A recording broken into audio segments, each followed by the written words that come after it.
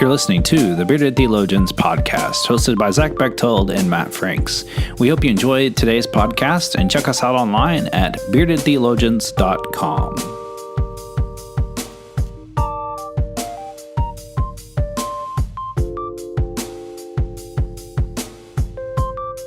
You're listening to the Bearded Theologians podcast, hosted by Matt Franks and Zach Bechtold. And today we have a very special guest on here. We have Mike Ratliff. He's a good friend of mine and Matt's. We've got to work with him on the global Young People's Convocation, and we survived the Philippines with him, the typhoon. So Mike, tell us a little bit about yourself. I'm Mike Ratliff. I'm the Associate General Secretary of Young People's Ministries as a part of the Ministry of Discipleship Ministries of the United Methodist Church. What that really means is that I have the opportunity to lead a team of staff and work with a group of young people from around the world to help support, resource, and advocate for young people in the church. What that really means is that we spend time trying to understand and build relationships with those people who are in ministry with young people and young people themselves to learn about what the challenges are, what the needs are, how we can help grow disciples as they are moving through adolescence and into adulthood. So the division, the group that I work with, has a youth, a young adult, and an adult worker from each of our central conferences, which are our regions outside of the United States. We have 7 of them, 3 in Africa, 3 in Europe, and 1 in the Philippines that now includes Southeast Asia. And then 5 jurisdictions in the United States, and those are the Southeast, the Northeast, the South Central, North Central, and the Western jurisdictions. And so those groups of people come together once a year, and during that time, they spend times in networks of youth, young adults, and adult workers, and then they spend time in what we call tables, and those tables relate to things, everything from environment to discipleship and evangelism. And through that process, we work to find ways to help ministry with young people in the United Methodist Church be more effective, and at the same time to find space in the church for young people's voices to be heard so that they don't get lost. An example of that, a recent example, is that our executive table, which is the leadership of our division, came together in March and discussed the issue of concern related to young people involved in the commission on the way forward. And so they decided that we needed to invite members of the commission to join us for our division meeting this summer in order that they might be able to hear the voices of young people from across the United Methodist Connection in relation to the topics that they're dealing with. And so that decision resulted in, first, a really great conversation with the people on the executive table, using some courageous conversation guidelines to talk about how they feel about homosexuality and how that relates to the church, how that relates to the work of the church. And then from that conversation, there was a letter drafted that went to members of the commission, and those members have responded, and we'll have 3 people from the commission that will be part of the division meeting this summer. And so that's an example of some of the more advocacy kind of work that we do. In addition to that, there's some events that we do. One of the major events is U.S. based. It's called the Youth Event. Zach was actually on the design team for Youth 2015. which was held in Orlando. The next one will be in in Kansas City at the Convention Center there in July of 2019. And we're looking forward to bringing together young people from across the country. And because of where we're holding it, one of the key issues that we'll look at through some workshops, possibly forums, other activities, is issues related to Native Americans and the use of Native American names for sports teams. So we try to contextualize what we do with that event based on where we are and what the needs and perceived needs are of the church at that point. There's been some people who have said, so what will that be like after a special general conference that's happening earlier in that year? The reality is, I think it's going to be a great opportunity for youth and youth leaders of our church to show that we can be the United Methodist Church in the midst of differences. And so I think that's going to be great.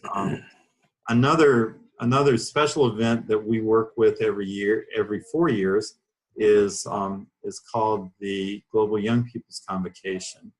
And I think Zach and Matt might actually have met as a party on that adventure last time in 2014 in the Philippines, where we also got to experience a typhoon. That event has been characterized as kind of a youth general conference or a young people's general conference. The reality is it's a lot more than that. It really is designed to bring young people together to hear from each other, to learn from each other, to learn together, to grow together in faith, and to speak in various ways to the church in general. In the past, part of that has been a part of the legislative assembly where petitions have been submitted and considered and voted on to go from that assembly directly to general conference. That has changed. Our general conference last year adopted a recommendation from the Division on Ministries with Young People to change that portion of that event to something called a legislative forum. And so what will be happening there this time is that topics will be brought. Groups of young people will have the opportunity to consider those topics. And then we'll have some people who specialize in writing legislation who will turn that into legislation that will use, I guess I would say, an alternative process to decide whether to adopt and send on to general conference or not. I'm really excited about that. I think it's an opportunity for young people to lead the way. At the Global Convocation in 2010 in Berlin, we had everyone wear headphones and speakers spoke in whatever their language was. That was a real step forward in the church, and we had a member of the Commission on General Conference there who said this needs to happen at General Conference as well. And it didn't in 2012, but in 2016, translation happened for everyone there, so that those of us who are English speakers also heard translation. I think the Global Convocation and young people have the opportunity to set some new direction for the church, and so I'm looking forward to that. Last time we had about 400 people, 420 people, I think, from 37 different countries. That event combines with the training for our Global Mission Fellows on that year.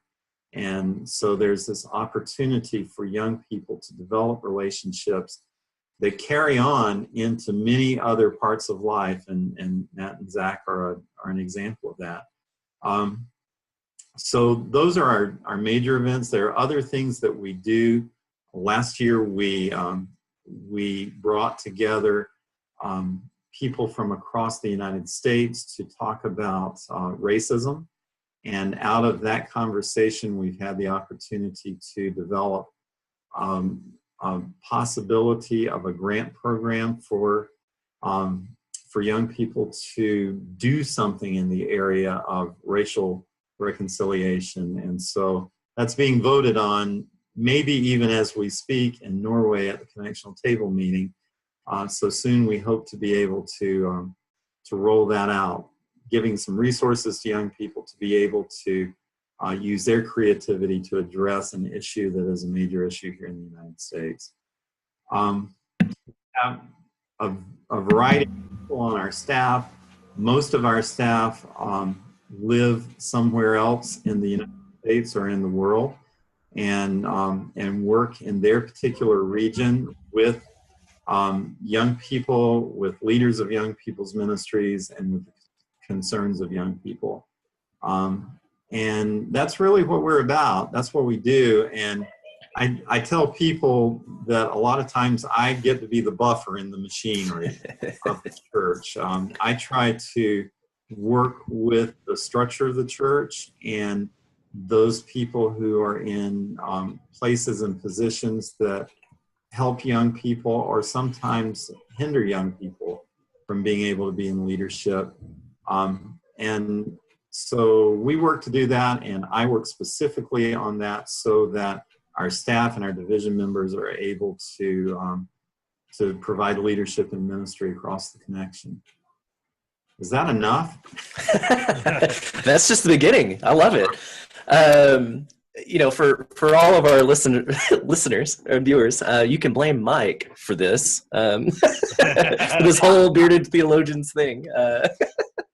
Because he's right. It's the global convocation that happened in the Philippines. Matt and I like to describe it as we survived the typhoon, because neither one of us live anywhere near water.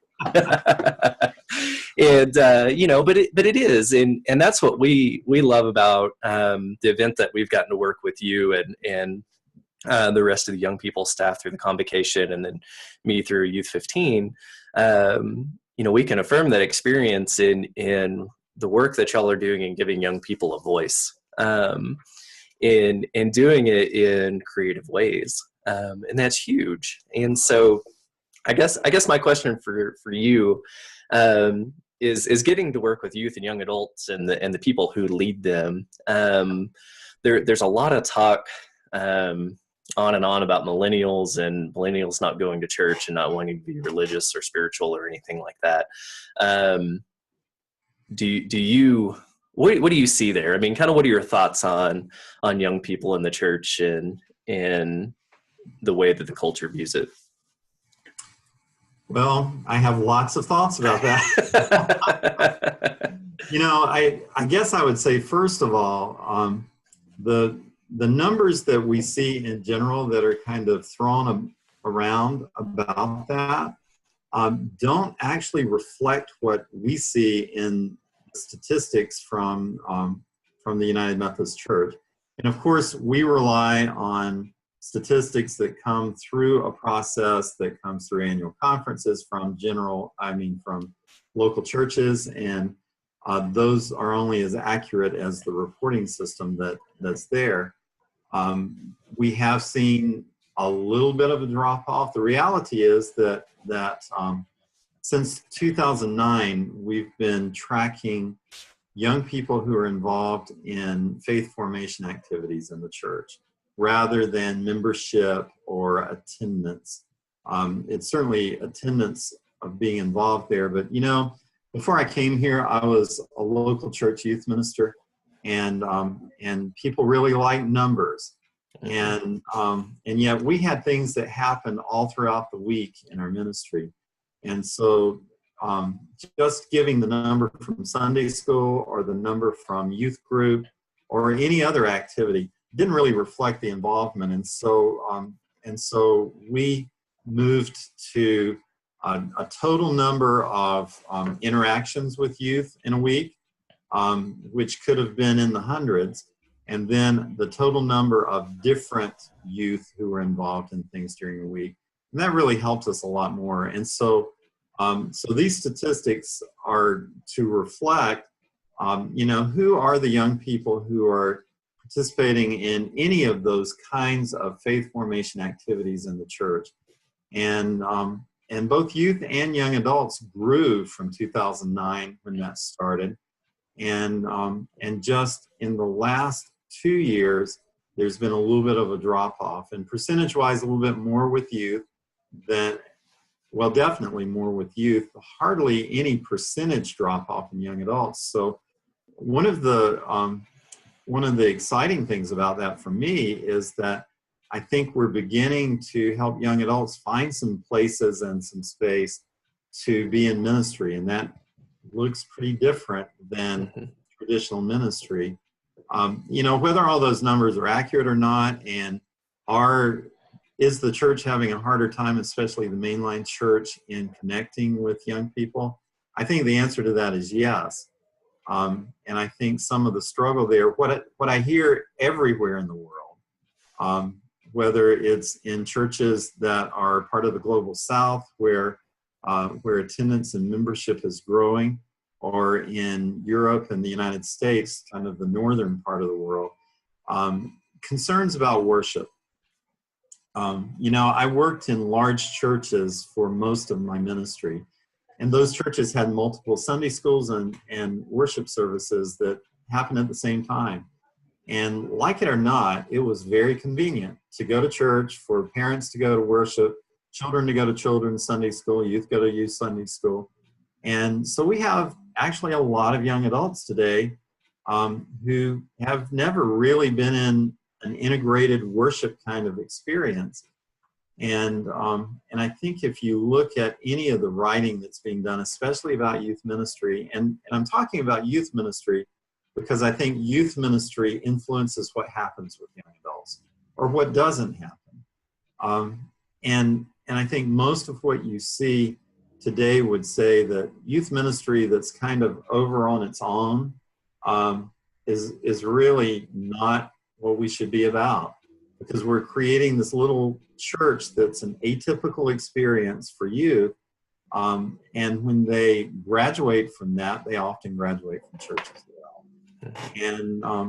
And so we have these opportunities, and those opportunities are to faithfully and meaningfully engage young people in the whole worship of the church and the whole life of the church. We decided when we first came to Nashville to go to a church because we were there for like 4 Sundays, and every Sunday there were youth involved in some specific part of leadership of worship.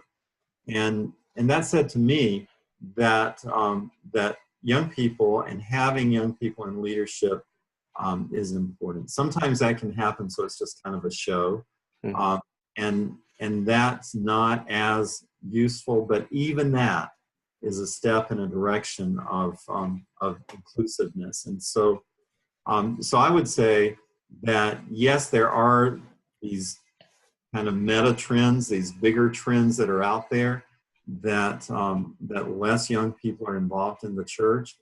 But yes, we also have churches that are doing amazing ministry with young people, and young people who are inviting their friends to come. And that I've always found is the key. It's easy for the pastor to say, we got these new people coming to the church. Can you go invite their kid to come to church? The reality is their youth gets involved in church because somebody has said to them, there's something here that's important to me, and I think it could be important to you too. So will you come check it out?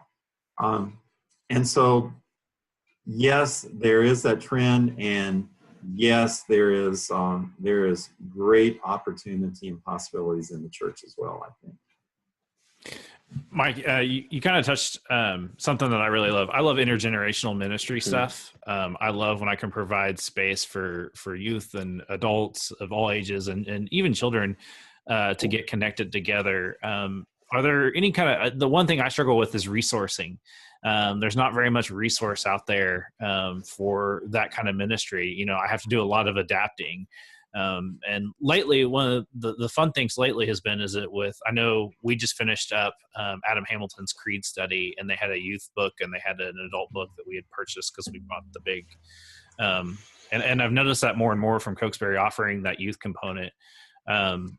What are some ways that, that you've seen successful outside of just worship, of connecting youth more into the church that you have seen that's been very helpful? Are there any kind of suggestions or anything that you've seen that has been helpful for churches?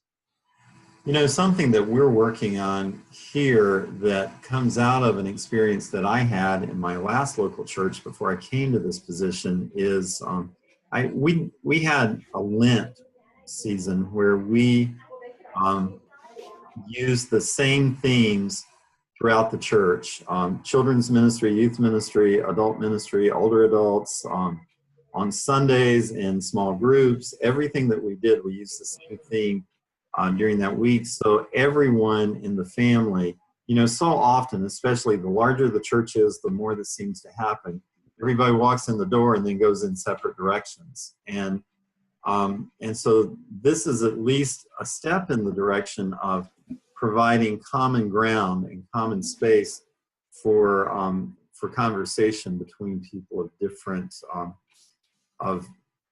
different age groups. And so we're actually working with our worship resource folks to begin probably in Advent to provide resources for youth ministry that connects with the themes for worship that our worship folks put together. So I think that's one place. Then you can provide, some questions that families can use at the meal table.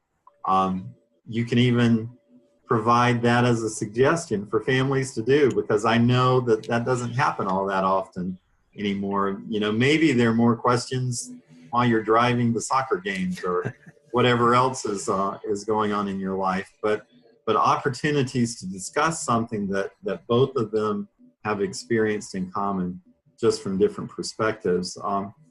Confirmation, I did the same thing. We had a required parents class for confirmation, and some parents would get really angry, and yet I've had parents thank me for how much they've learned, which is a little scary, but at the same time, still a really great thing.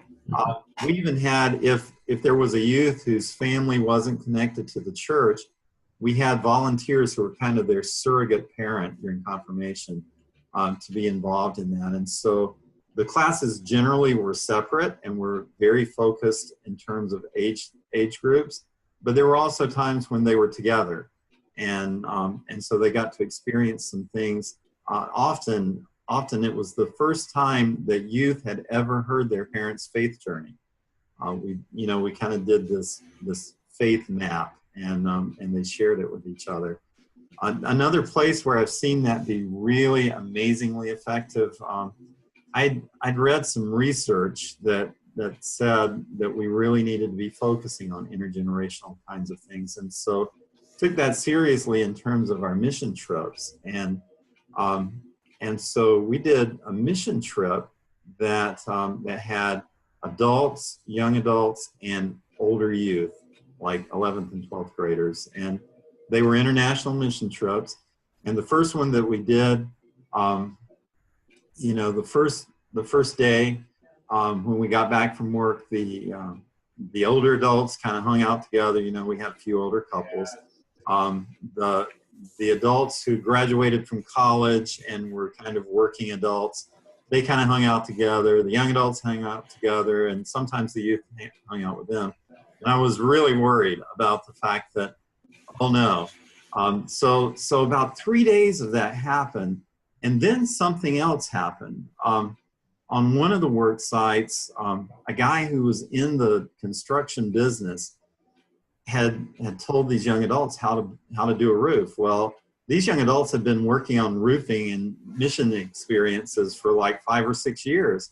And they said, well, actually, this is the way that we've been taught, and it seems to work.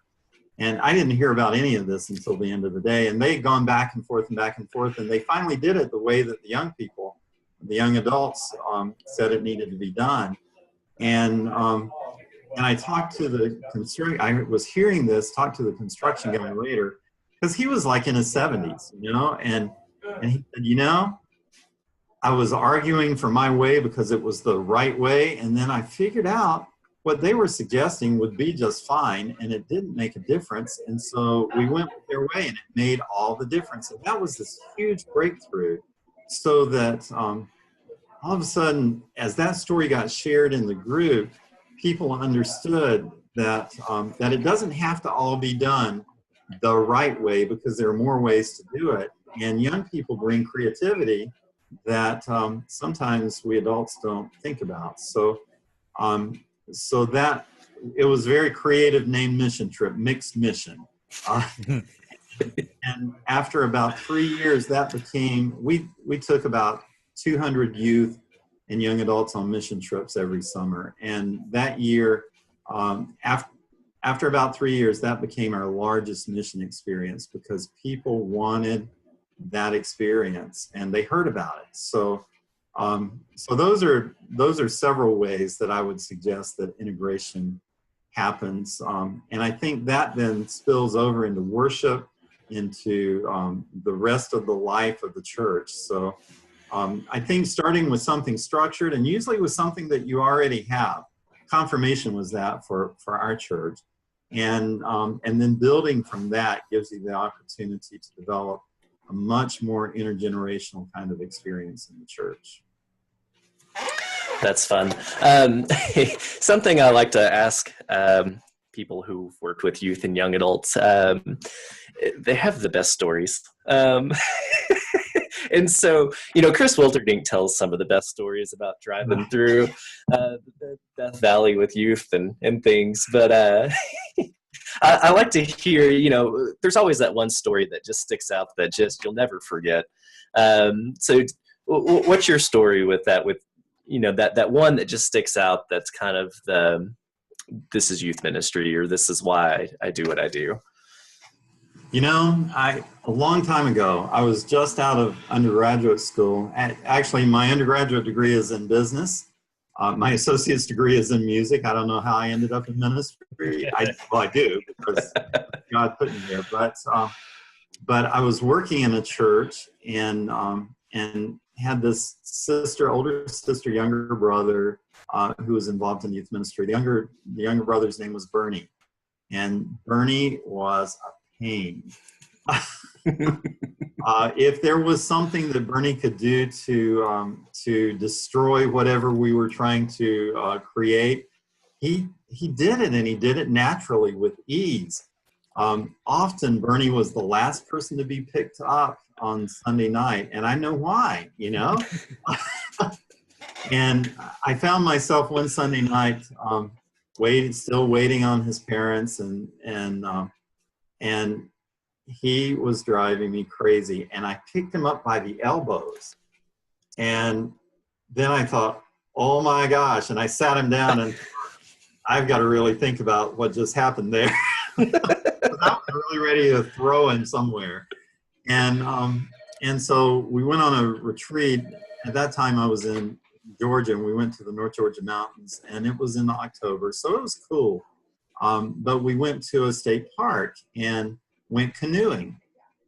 Well, if you've ever been in North Georgia in the fall, there are lots of leaves, and people go there by the droves to see the changing of the leaves. After the leaves change, they fall off the trees. And if they happen to be over lakes and streams, they fall into the lakes and streams. So we're canoeing around. Nobody wanted to canoe with Bernie.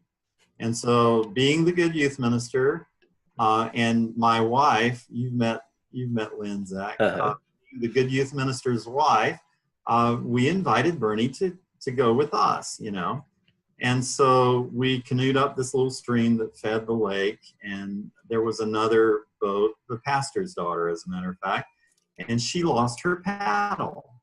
So for the first time in Bernie's entire life, he decided to be helpful. And so he reached out to get the paddle. Well, think about what happens in a canoe when you reach out to the side and shift the body weight. Yes, I had my shoes on, we had our clothes on, I had my wallet in my pocket, and we all three went in. Well, you know how you turn a canoe back over, you get at the ends and you pop it up and flip it over. And so so my wife and I were working on that, although because of all the leaves that were in the bottom of the stream, when you pushed up, you went down. And so it was probably the height of frustration with Bernie. We did get the canoe turned back over. We got everybody back in the canoe. We got back and things dried out and life went on. So then flash forward, I went to graduate school, got my degree in Christian education, moved to Kissimmee, Florida, and then had one summer, one of my former youth who was thinking he might be called to youth ministry came and lived with Lynn and I and worked at a church in a nearby town. And we'd had a district thing. It was an overnight thing in a church. And my youth would not go to sleep. I don't know if you've ever had that happen, but by about 4 o'clock in the morning, I was not very happy. And so, when it was over, we went back to the church. They went home. I went home. I was laying in the middle of the floor of our living room, thinking about what other career path I might take. And Craig, the young adult who was staying with us and had also been at the same event, and I were commiserating. I think he was laying on the sofa. We were just trying to recover. And my phone rings. And so I answer the phone. Back then, you actually had to get up and go to where the phone was plugged in the wall. Answered the phone, and this voice came on and said, "Is this Mike Ratliff?" And I said, "Yes." And he said, "Hi, Mike, this is Bernie." And this had been like 8 years since Bernie had been in the youth group. And he said, "I just wanted to call and apologize. I went to college and I'm working now and I'm volunteering with middle schoolers in my church." And he said, "I had no idea what I put you through." But I just wanted to call and first of all, thank you and apologize. And for me, that really is the story of what we're called to, because there are so many young people that we have no idea that we've had any influence over in our ministry. We don't really know what God does with the seeds that we plant, but the exciting thing is God does something with those seeds. And I've been alive long enough and doing this long enough that I've had the opportunity to experience some of those, and Facebook actually has helped. I experienced some of those opportunities to hear some stories that lets me know that what I've done has made a difference. And so that's actually a story of hope that I like to share with people who work with young people, because we don't necessarily know. And for all the Bernies that might call us, there are a lot more that we'll never hear from again. And yet, hopefully, the things that we do make a difference. Mm-hmm. That's my story. You got it. I love it. It's fun, Mike. Is there anything else you want to share with us about the cool stuff you have going on? Or I guess what I would say is, let me share with you. I was going to do this general wrap-up thing, but instead I'm going to share with you an opportunity. On the 27th of July, we're launching 80 days of fundraising we need to raise $80,000 for scholarships for our next global convocation, which will be happening in Johannesburg, South Africa in July of 2018, next year. The only way that many of our young people are able to participate in that event is through scholarships. And you might think, well, gosh, the people who probably need it the most are people in Africa, and we're going to be in Africa. Well, Africa is a huge place. Africa isn't one country, it's 54 countries.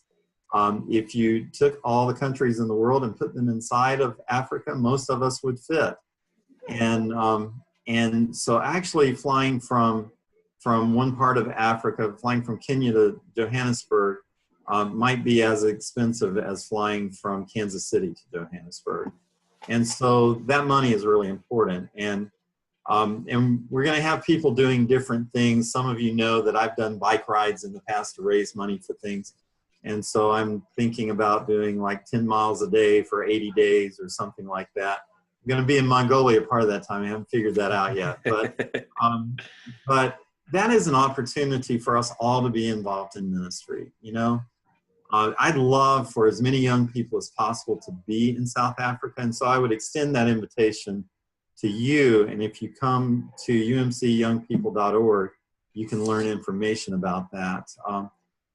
Beyond that, I'd want to invite you to find a way. Maybe your youth group does a bike ride. Maybe you do a 5K. Maybe you do whatever your group does to raise money, a spaghetti dinner, and donate that in order that young people from across the world might be able to come together, to learn about each other, to experience God's presence together, and to speak to the world in ways that make a difference.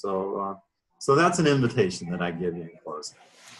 You know, I'll speak for Matt on this one. We'll, because Global Convocation was, it's an important moment in our lives, just in general because of the experience. But Matt and I, it's huge in our relationship. That's essentially where we met and where all of this was birthed from. We'll find something to contribute to that too. We'll see if we can come up with some sort of fun way to raise money through Bearded Theologians, and see if we can't help out with that as well. Yeah, it's a big deal. Love giving those young people a voice and the opportunity that we've had to go and have a voice there as well. So we want to share that. Great. So we appreciate the opportunity, and Mike, we appreciate you being on. Thank you for giving me the chance to do this. Yeah. Hey, you have an open invitation to come on and hang out with us anytime. All right. Well, we have topics in the church that there might be some great times to do that. So yeah, we'll have to talk about some other chances to do it. Mm-hmm. But, you know, we love what you do and love that we've been able to be a very, very small part of that. And, you know, any way we can help you guys do what you do at Young People Ministries, we're happy to help. Great. Thanks a lot, guys. So, yeah. Appreciate you, Mike. Yeah. Thanks for Have a good day. You too. We want to thank you for listening to the Bearded Theologians podcast. We want to encourage you to go online and go to our website. We've got some great podcasts and great blogs that are up there. Please, you know, go back and listen. There's some really good stuff on there. Just also go to our store, get some great Bearded Theologians gear, from mugs to t-shirts to everything. We want to encourage you to share us and like us, and please don't be afraid to share reviews on YouTube, iTunes, or Google Play. That actually helps us get views. And so I was looking the other day, and on iTunes, and we have 2 reviews, one from me and one from Zach's wife. And so we'd love to have a few more reviews. And we'd love for you to subscribe to our YouTube page. We're shooting for 100 people. Right now we have 11. For the Bearded Theologians, I'm Matt Franks. And I'm Zach Bechtold. Thanks for checking us out. Thank you for listening to the Bearded Theologians podcast. We hope you've enjoyed listening, and we hope that you share our content online through Facebook and social media, and we hope that you check out our Beardcast store at beardedtheologians.com and pick up some great Bearded Theologians gear. We hope you have a good day.